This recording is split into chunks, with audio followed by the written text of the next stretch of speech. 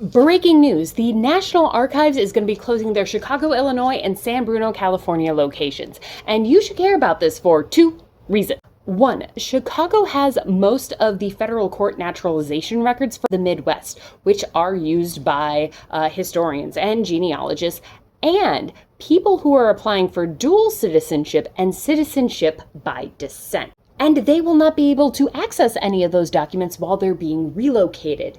This isn't just history geeks not being able to do their research. This will actually impact people's U.S. citizenship. Two, the San Bruno facility has an incredibly important immigration history collection, including materials related to the Chinese Exclusion Act, particularly documents that pertain to Won Kim Ark. You know, the guy behind the OG birthright citizenship case. We know virtually nothing about these closures. I said that we would lose access to these documents during the relocation process, but that assumes they are being relocated. Because it is a distinct possibility that they could just lock the doors on these facilities and we will never see these documents again. I said this was breaking news because it feels breaking. This is the first time you're hearing about it, right? Well, it's not. This information was made public back in June. You just don't know about it because the media isn't covering it.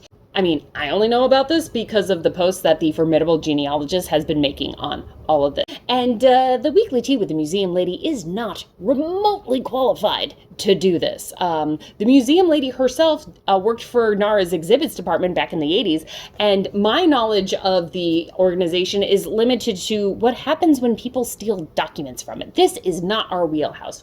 And that's one of the many reasons why we need journalists investigating these closures and investigating whether or not someone made an access plan for these documents. And if so, get their hands on it and share it with us. According to the formidable genealogist, we gotta do two things. One, we gotta get loud. You gotta like, comment, share, post, repost, flamingo, shout into the void that is the internet until this becomes a trending topic.